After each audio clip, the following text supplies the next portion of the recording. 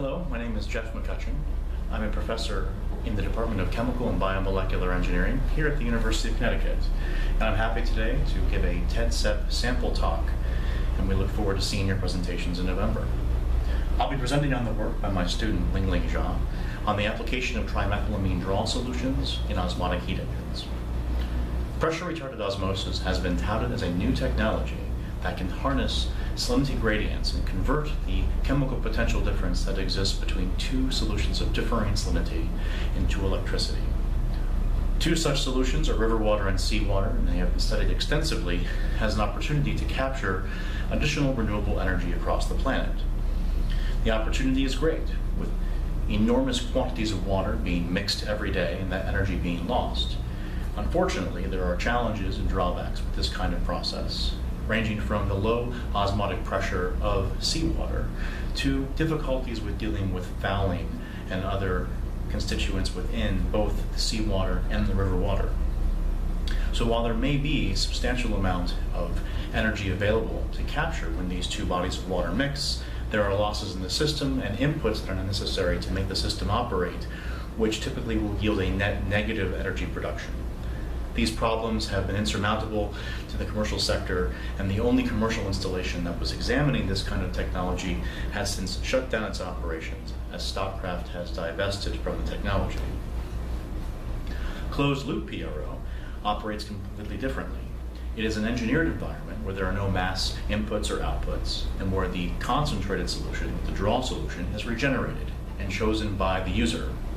The regeneration of this draw solution also liberates a low concentration feed solution which can be used in the process.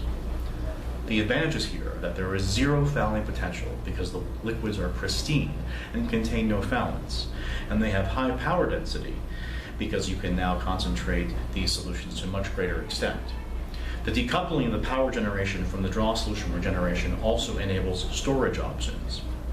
There are some drawbacks. First, you need a regenerable draw solution, and you must also store the solutions on site. The osmotic heat engine is one rendition of closed-loop PRO, in which thermal energy can be used to regenerate the draw solution, and then a PRO process can be used to convert that osmotic energy into electricity. Looking at the types of regenerable draw solutions available, ammonia carbon dioxide is a very commonly used one. It's very popular. It has a high solubility, high diffusivity. It creates very high osmotic pressure solutions and has been demonstrated to be regenerable at relatively low temperatures. The problem is that ammonia's relatively similar chemical characteristics to water give it a very high reverse solute flux across the membrane.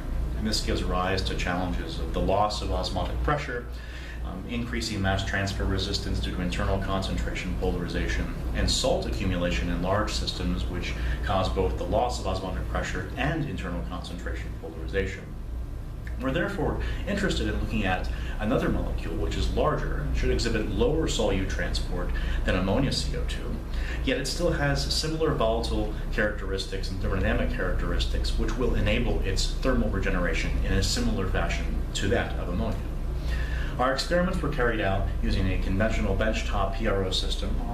I won't go through the details here, but needless to say, we have an osmotic membrane from porifera, and we have a system that's capable of generating pressure on the draw solution side, so that as we increase pressure, water flux decreases, and we can calculate the effective power density as a product between the applied hydraulic pressure and water flux.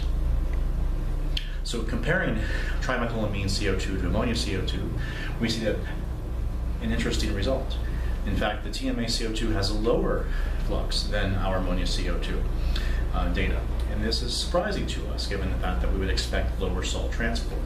This lower water flux also gives rise to lower power densities. And so while these power densities are quite good in comparison to some that have been tested for open loop PRO processes, we still see higher power densities with the solute that should cross the membrane faster. We actually measured the solute crossover using some help from some forward water technologies, and we see here that the TMA CO2 does in fact have a much lower reverse solute flux than the ammonia CO2. And if this is the case, why don't we see this reduction in performance that we hypothesized? While taking a closer look at solution properties, we can make some pretty good conclusions to that fact.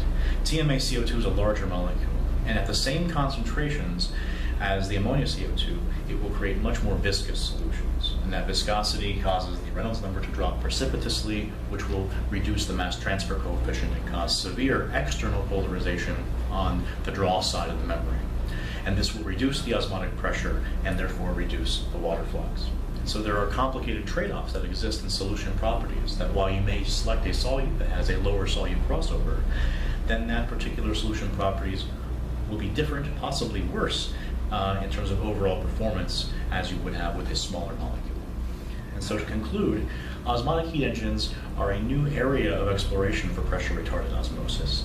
Their complete absence of fouling make them quite desirable as an alternative to open loop PRO.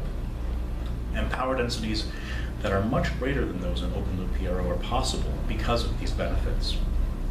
But selecting draw solutes for recyclable systems like this is a little bit more challenging than just finding a large molecule that can have reduced salt crossover for the membrane.